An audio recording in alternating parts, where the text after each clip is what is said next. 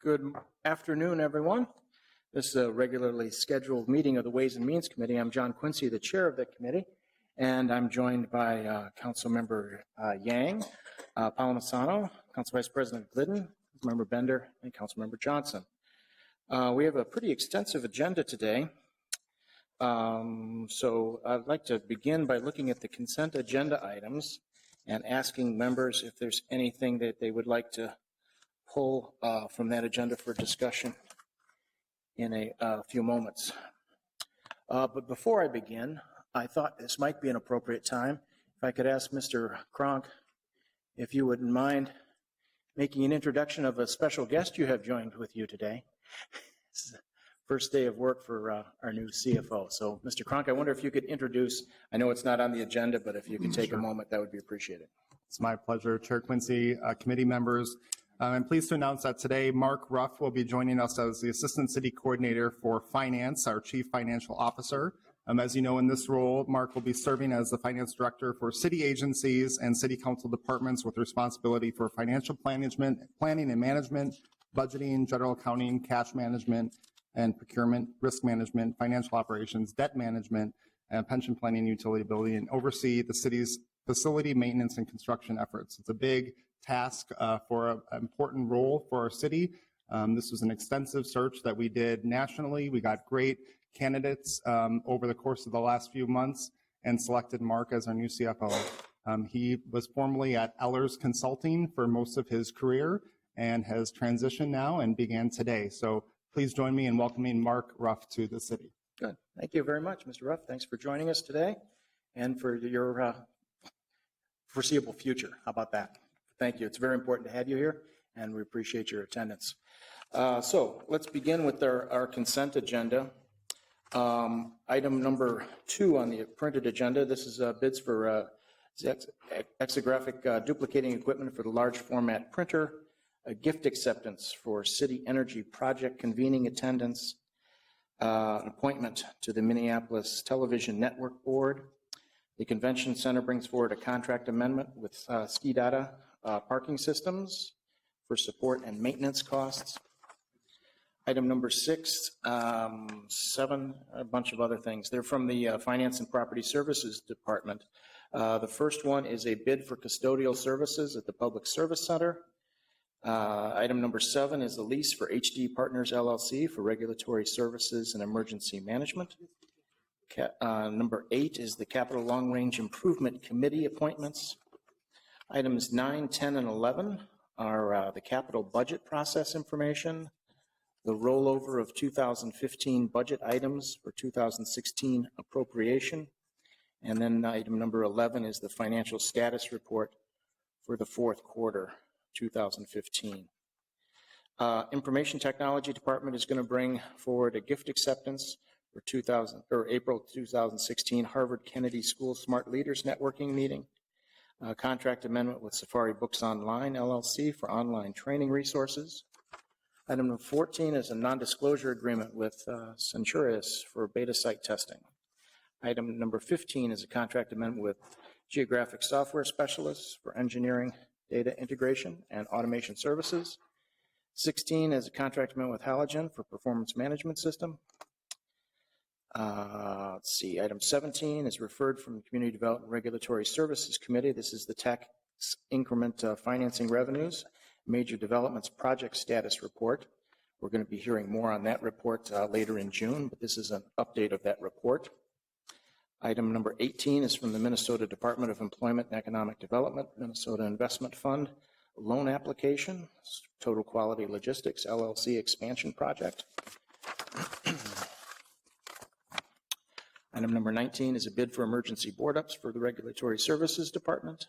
Item number 20 is a bid for non-emergency board ups for the Regulatory Services Department. Item 21 is the payment to A-Tree Service for hazardous tree removal, a contract extension for Castrojohn for emergency and non-emergency boarding, a contract amendment with Employee Strategies for Organizational Development.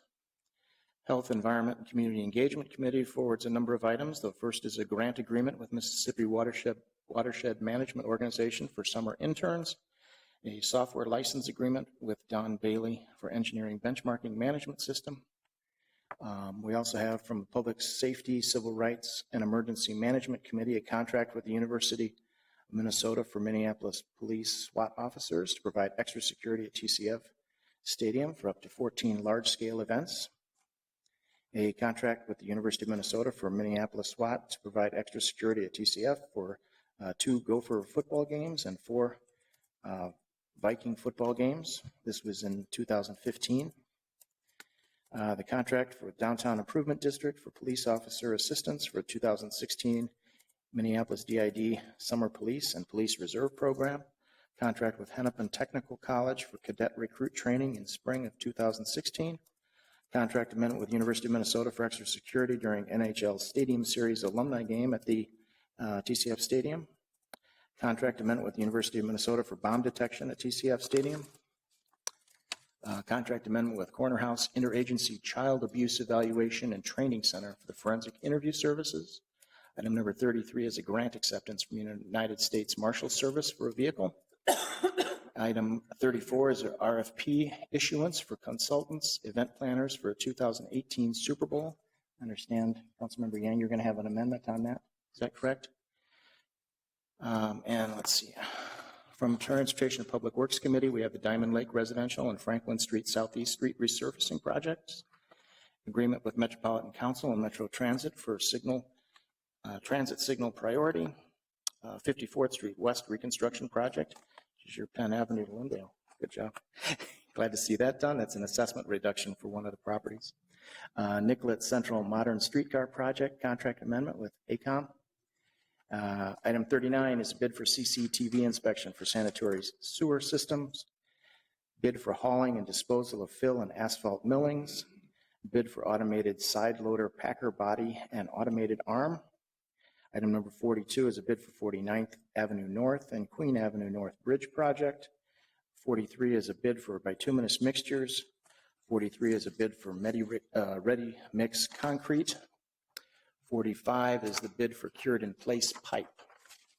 Also going to be, just for everybody's information, we're going to be postponing the 20-year neighborhood park plan resolution that was referred from the Committee of the Whole on March 16th to this committee.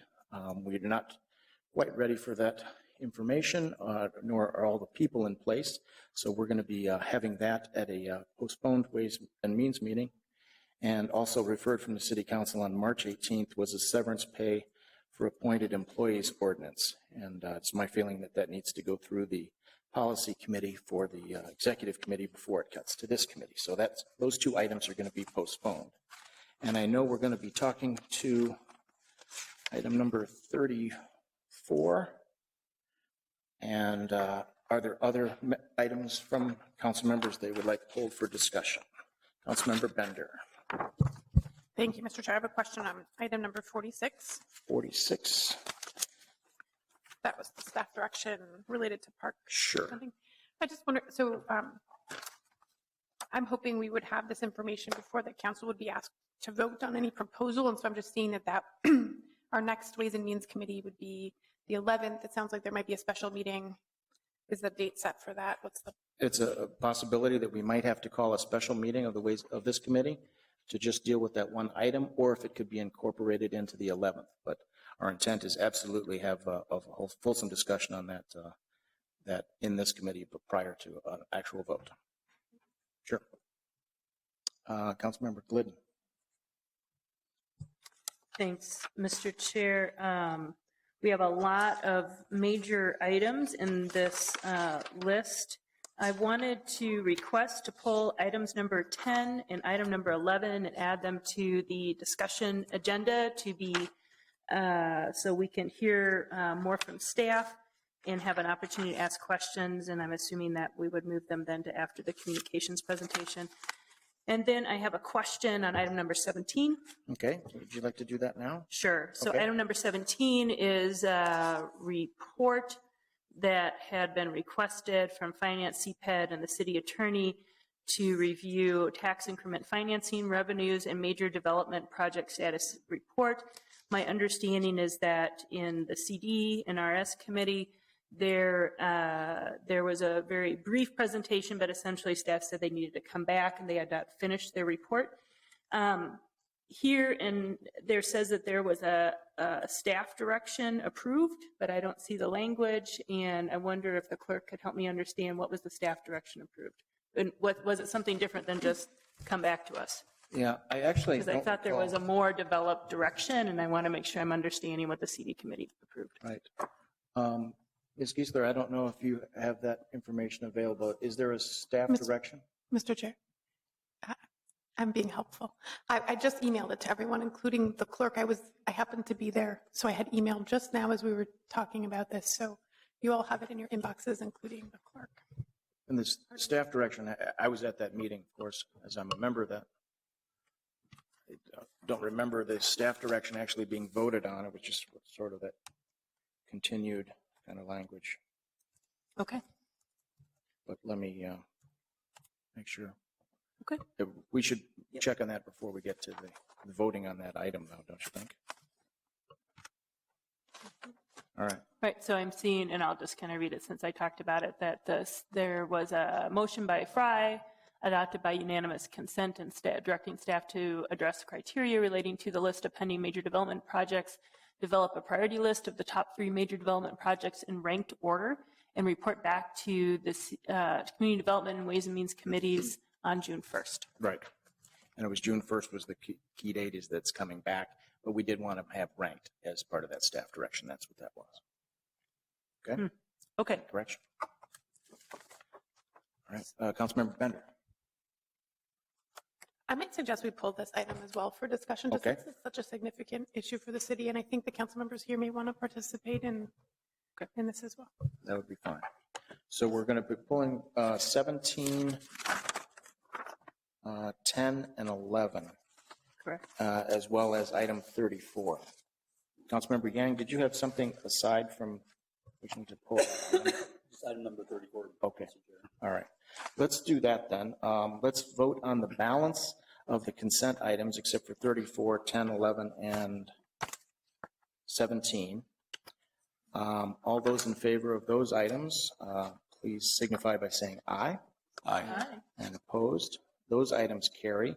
We'll take up those items as part of the discussion agenda. And I think we can move forward to the item number 1, which is a first quarterly meeting with CenturyLink Cable TV. Ms. Bornstein, as our cable guru and franchise manager, if you would. Chair Quincy, council members, I'm Bridget Bornstein, Deputy Communications Director. We're here today to provide information to you about CenturyLink's progress since the city established a cable TV franchise agreement with the company in May of last year. One of the requirements, as you know, of that agreement is quarterly meetings beginning this year, the beginning of this year, between CenturyLink and the city so that we can ask questions and review information about the build out. And as required, that first quarterly meeting with CenturyLink did take place. Joining us here today are representatives from communications, the city attorney's office, CenturyLink, and the city's outside counsel on franchise matters. That's Mike Bradley, and I'm going to turn it over to Mike. Mr. Bradley, welcome. Thank you, Mr. Chair, and thank you, Bridget, and good afternoon, Mr. Chair and members. As Bridget said, my name is Mike Bradley. I'm a partner with the law firm of Bradley, Hagan, and Gullickson, and I've served as outside counsel to the city on cable franchising matters for many years. Really, the purpose of being before you today is to report on the quarterly meeting that we had with CenturyLink, and then also to give you just really a reminder of our relationship, our franchise relationship with CenturyLink. So first, we'll go over that CenturyLink cable franchise, and you'll recall that in May of 2015, the city accepted a cable franchise agreement with CenturyLink. And one of the parts of that agreement requires quarterly meetings with CenturyLink, and the purpose of those quarterly meetings are to do a few things. One is to monitor availability of cable service that's available to the residents overall in the city. Another is to make sure that service is being offered in an equitable manner, across the city, and then also to monitor what the penetration rates are, and that means the take rates of the CenturyLink cable product. You'll recall that when we entered into the franchise agreement, we have a provision on how CenturyLink is to provide cable service to residents here in the city. And the aspirational goal of the cable franchise is to have a complete build out of the city within a 5-year period of time. And but there are some initial commitments that CenturyLink is required to meet. The first being that CenturyLink must serve at least 15% of the city within a 2-year period of time. It must be equitable. It must be over all wards in the city. And there can be no economic redlining or cherry picking wealthy neighborhoods over other neighborhoods. We do require the quarterly meeting. That is a requirement in the cable franchise itself. And in that, in those quarterly meetings, we'll look at the households that are eligible to be served, the actual households that are being served by CenturyLink, and again, whether or not there's any concern with economic redlining or cherry picking. And it's also an opportunity for city staff then to review the maps to see exactly where CenturyLink is providing service within the city. You'll recall that there's an additional provision that as a result of these quarterly meetings, there'll be an opportunity to accelerate the build out of the cable system. And so accelerating those build out requirements in the city. So you'll recall we have an example, and this is all based on market-based success, which is based on the FCC rules for allowing a reasonable build out of a competitive entrant in your city.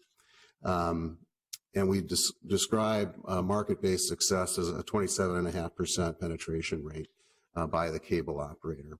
So the example that we give that's actually in the cable franchise is that if we have a quarterly meeting and CenturyLink comes forward and says they're serving 60% of the city and they have a 30% penetration rate in the city, their build out requirement accelerates another 15% above the 60% that they're already serving. So in that instance and in that example, the build out requirement would increase to 75%. And then that continues until the entire city is built out. So when we turn to the franchise, the first quarterly meeting that we had with CenturyLink, I think overall communications was very pleased with the meeting and the results. We first went over whether or not CenturyLink is providing service to 15% of the city yet, and the answer is they are. They're serving over 30% of the city already. So they've exceeded that initial 2-year goal here in the first 6 or 7 months of holding the cable franchise. We did look at whether or not all wards were being served, and we were satisfied that every ward was capable of receiving service. We also looked at whether or not certain neighborhoods were being cherry-picked. Was there any kind of economic redlining going on? We did not see any evidence of that in our meetings and in the reports that we received. And in fact, we did see significant investment to neighborhoods such as in North Minneapolis, where there was a significant amount of fiber deployment in those neighborhoods. We also looked at the penetration rate or the take rate, and that is below 27.5%. So you'll recall when I said we were basing certain increases in the build out rate based on that market-based success. They have not reached that success yet, and that's not surprising to us. CenturyLink just began providing service here in 2015 and really didn't start rolling out significant advertising efforts until later in the fourth quarter of 2015. Yes, Mr. Chair. Mr. Bradley, just a quick question. If you could remind me again what that rate is, if you could go back one slide.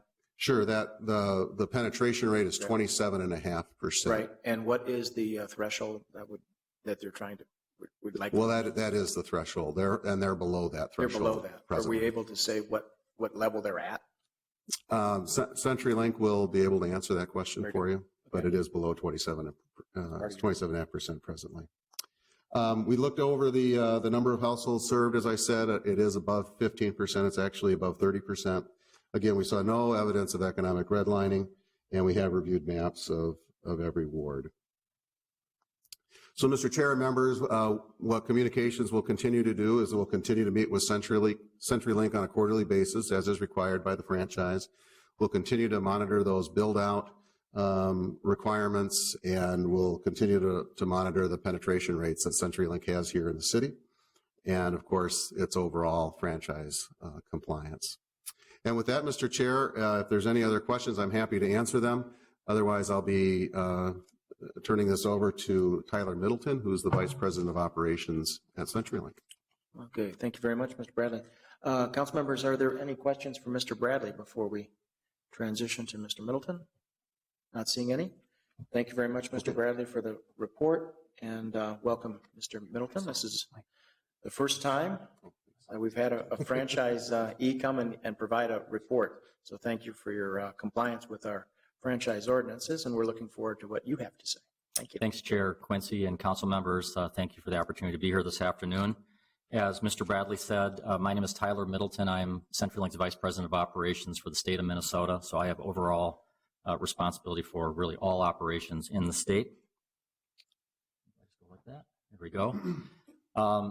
First thing is just wanted to kind of reiterate and refresh your memory. The product that we brought to market that satisfies the cable franchise is a product called Prism Television. It is a very high quality digital product. IPTV is what it's called, offers things like wireless access boxes, 310 channels, whole house DVR, et cetera. I think you're pretty familiar with it, but just wanted to refresh your memory on that. I first want to start by giving an update to our broader progress in the greater Twin Cities area. As I think you know, when we did get the franchise approved here in Minneapolis, it was the first in this marketplace back in May, and we did deploy it. Actually, it was approved on May 15th, and I think on June 2nd, we actually deployed it. But since then, we've been very busy talking to some 70 other cities that are either standalone or made up through cable commissions. And very pleased to report that through the map you see in the presentation today, we've got 35 other franchises approved, and we are in various stages of negotiations with another, I think it's 34 or so. But places like, in addition to Minneapolis, St. Paul, Bloomington, St. Louis Park, and many others. In addition to the franchise process, we've been very busy in terms of our readiness to bring it to market. We have hired, or in the process of still hiring, approximately 200 incremental technicians, in addition to those that we have existing, which were cross-trained to both the Prism and the 1 gigabit fiber products that we brought to market. We have already enabled some 200,000 households to be capable of carrying Prism Television in the greater Twin Cities area. And based on work that continues and is underway in 2016, that number will be close to 400,000 by the time we exit this year. As Mr. Bradley indicated, we didn't really start any active advertising until we had some greater kind of volume in the marketplace. We did do direct mail pieces to those citizens who were eligible both through the network and through the franchising process. We have door-to-door teams out that are again calling on those customers who are eligible. And on February 1st, you might have seen some mass advertising we started on television to start to bring the message on a broader basis. We also, not too far from here in our retail location, the citizens of Minneapolis can go to our retail location, the Skyway. Getting a little bit more specific to the city of Minneapolis, and what this table is really showing you is the total number of living units from a baseline standpoint in early 2015 to where we are today. The second row in the table is the number of Prism living units that have been enabled for Prism.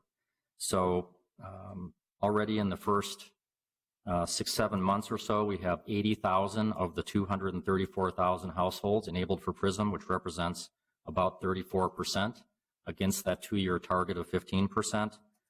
And of those approximately 80,000, 29% of them are those households that are under the median income. The next row is important because, as you may recall, one of the things that is a requirement for us to provide Prism is that we have speeds greater than 25 megabits per second to that given household. And so you'll see the differential between 80,000 and the 121,000. That's really the target we have of existing households. We have to continue to do work in our network to certify it and to effectively upgrade it to be capable of handling the video signal. So we've got a lot of headroom right now in terms of the work that's underway to offer to more households. When that work is done, we'll be at about 52%, and 38% of those under the median income. I think one of the important things that's important to point out, because the city of Minneapolis was effectively the first franchise in this marketplace, you receive some benefit from that in terms of our planning and investments. And so you'll see that even for our 1 gigabit per second services, the fiber to the home network we've been building, we jumped another 13,000 or so households in the city of Minneapolis, because we were obviously trying to align that investment with the PRISM service as well. With regard to the concerns about redlining, I think it's worth noting that of the wards that have the highest percentage of households under the median income, wards 4, 5, and 9, we have enabled PRISM within those households at a rate of 55%, 46%, and 40% respectively. So I think we've done a pretty good job of really trying to make sure we adhere to that requirement.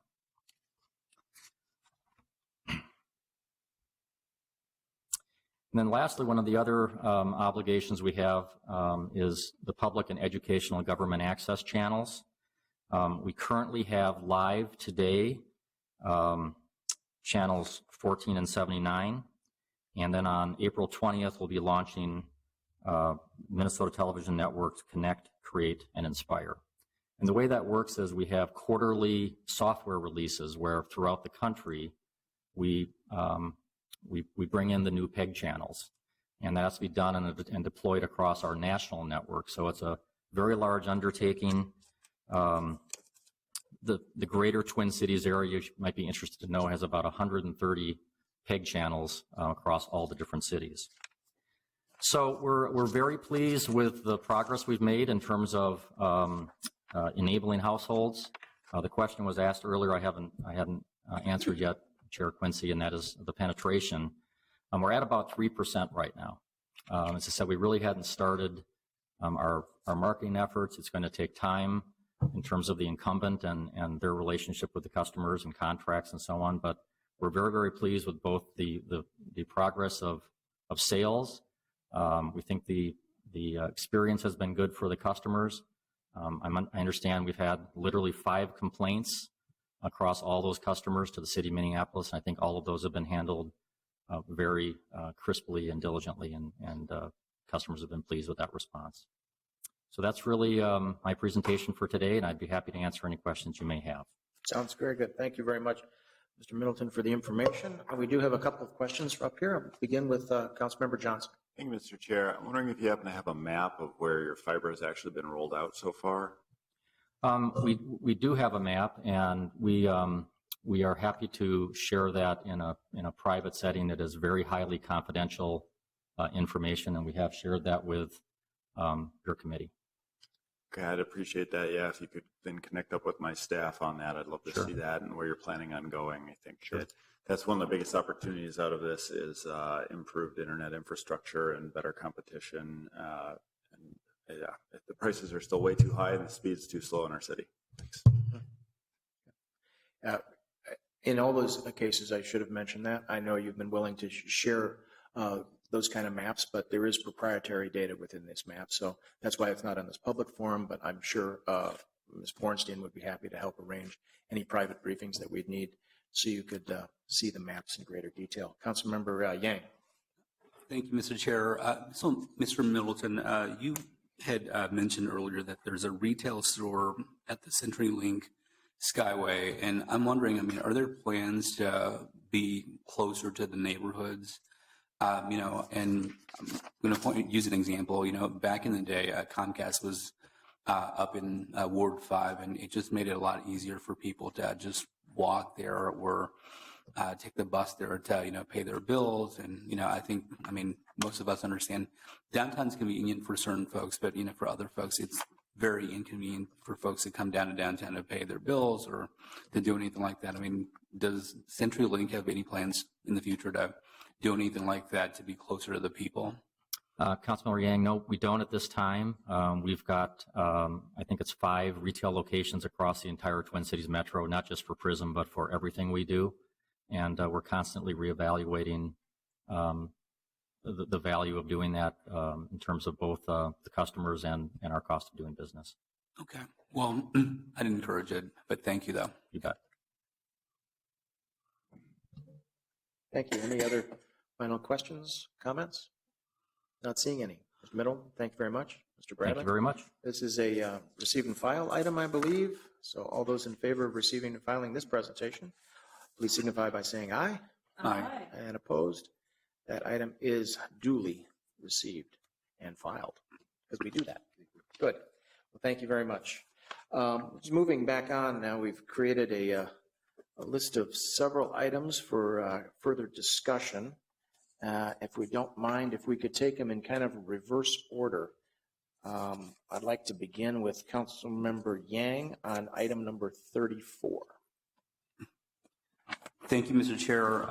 This is an item that came before the Public Safety, Civil Rights, and Emergency Management Committee. The initial request was from the police department, and this was a request for an RFP to contract with 2 consultants, event planners for 2018 Super Bowl. The city coordinator's office came in and asked that we reconsider that with regards to the Super Bowl, but other large events as well, and asking for an RFP for 3 consultants instead of just 2. And that's kind of where it's at this point. The request for committee action is before council members here. You should have that, and that's where we're at. As an enterprise, the city coordinator recommends that we should do this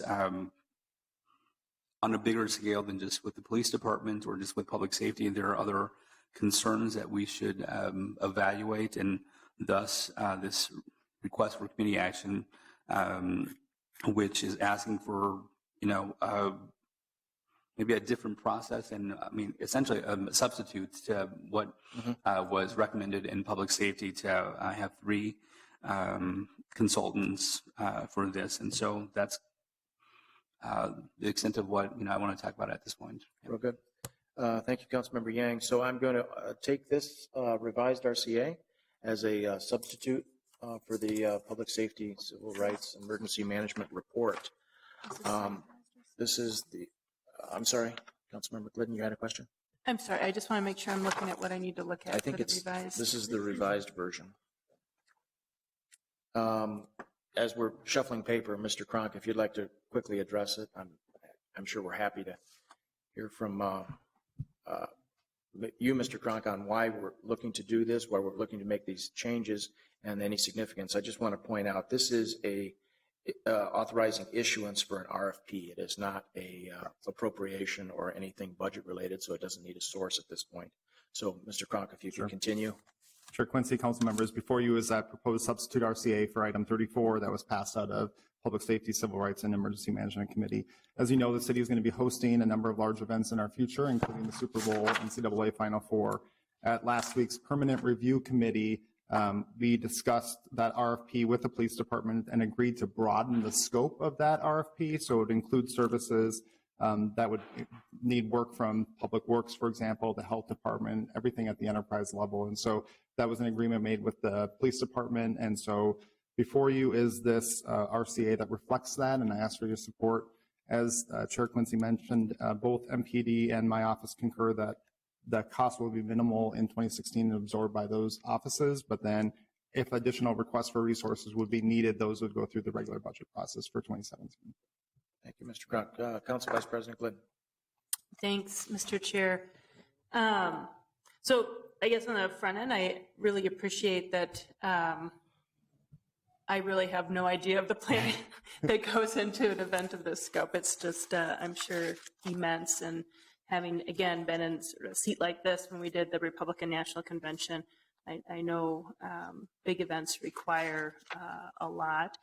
I am curious, though, about a couple things. One is how these event planners will work with the larger Super Bowl committee.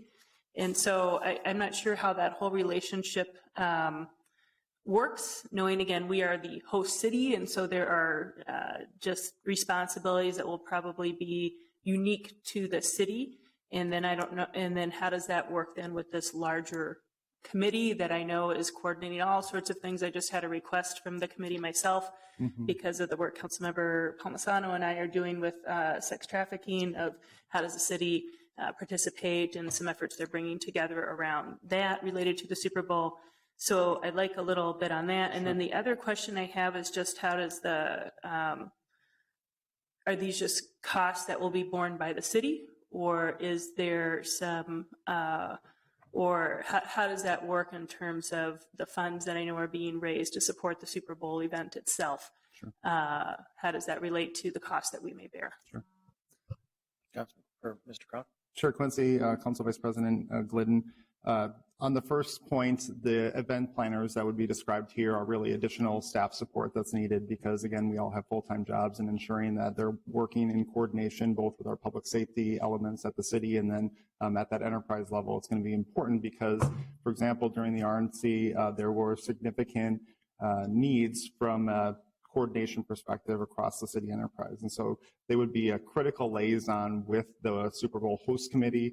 Obviously, Commander Gerlicher, who is the point at MPD, myself and others have been in close contact with the Super Bowl host committee.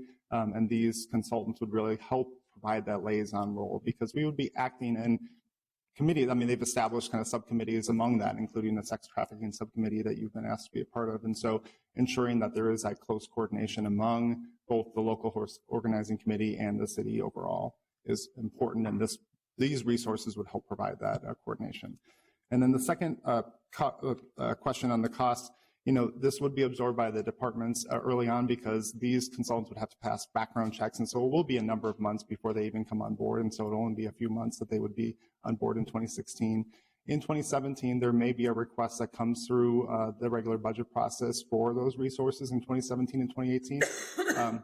We're prepared both to look through the regular budget process and then how that would be reimbursed from the local organizing committee, because as Council Vice President pointed out, there are commitments that the local organizing committee made for helping the city in terms of supporting these efforts at the enterprise level.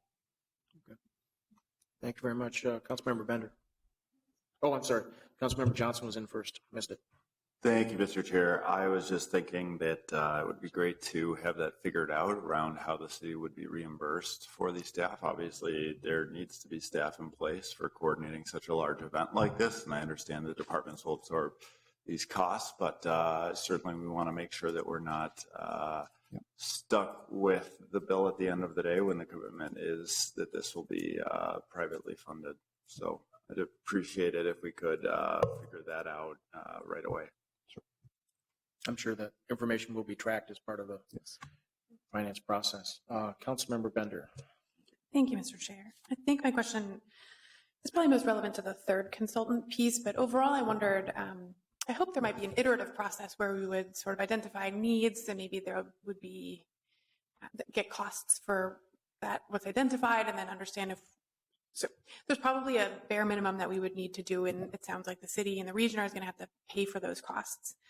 There may be things above and beyond that that may not be critical or necessary, but desired. And so how will we identify what's a need, what's a want, and what's our willingness to, especially as the city in particular alone, pay for special events or other things related to the Super Bowl?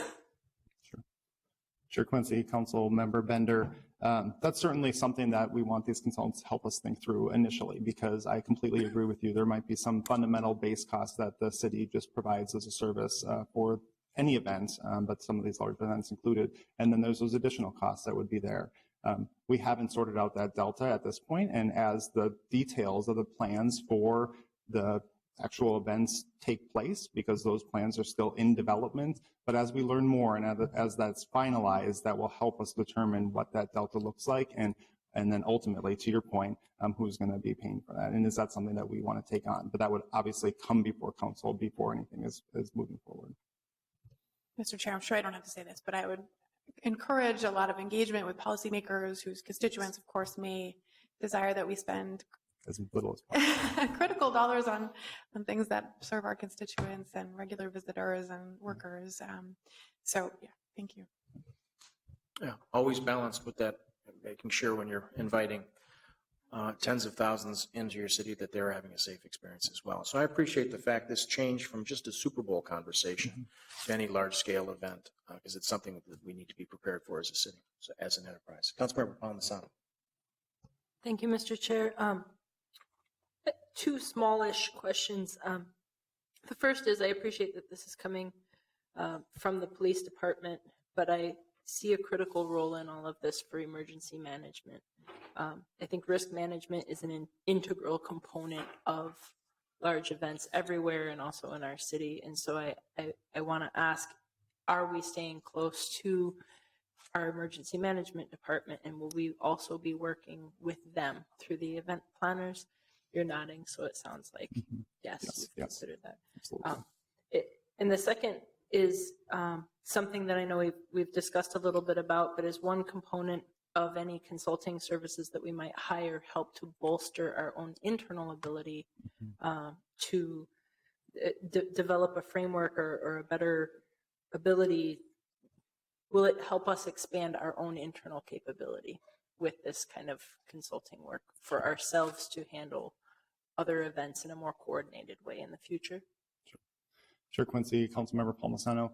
Certainly that's my intent, because at a coordinator level, at an enterprise level, our downtown and our whole city is experiencing growth. And so as we look at additional capacity that might be needed internally for hosting large events like this, or even more smaller events, we want to be thinking strategically about how to do that in a way that both benefits the city, our residents, and our visitors. And so as part of this initial conversation with a consultant, this would be a key element of, do we want to look at other resources that might be put forward in the next budget process to say, are there other needs that might be out there around overall event coordination and building that capacity internally? So absolutely. Thank you very much. Any other questions for Councilmember? Yes, Council Vice President. I wasn't sure. So just the one thing I would just add is it'd be nice as you come back to us with some thoughts on that, if you can think about what's the role, if any, for Meet Minneapolis around this. Again, I just say that because they have a very large contract with the city, maybe the largest contract with the city, and their role is to bring these events. And so are there ways that we should be thinking about how that contract also incorporates the resources that help us to properly manage the events that we do attract? Just one thought on that, Chair Quincy, Council Vice President Glidden. The city coordinator oversees that contract with Minneapolis. And so one benefit of having this early conversation with our police department and expanding the scope of this RCA in front of you is exactly that, Council Vice President Glidden. So there is more coordination at the enterprise level, including our partners at Minneapolis, the Convention Center, other entities, the Downtown Council, et cetera. So, great. Good. Well, thank you. On Councilmember Yang's revised or substitute motion on this item, any further questions? All those in favor, please signify by saying aye. Aye. And opposed, and that item is carried. So thank you very much for that. The next item, in going in reverse order, was on the tax increment financing revenues, major development project status report. This was a staff direction as part of the budget process to report back to Community Development Regulatory Services in this committee by April 1st on a status overview and report of the status of city's tax increment financing program, including the common project consolidated TIF districts. Additionally, staff is directed to provide an overview of city development projects that are in the foreseeable next 5 years, including potential funding sources.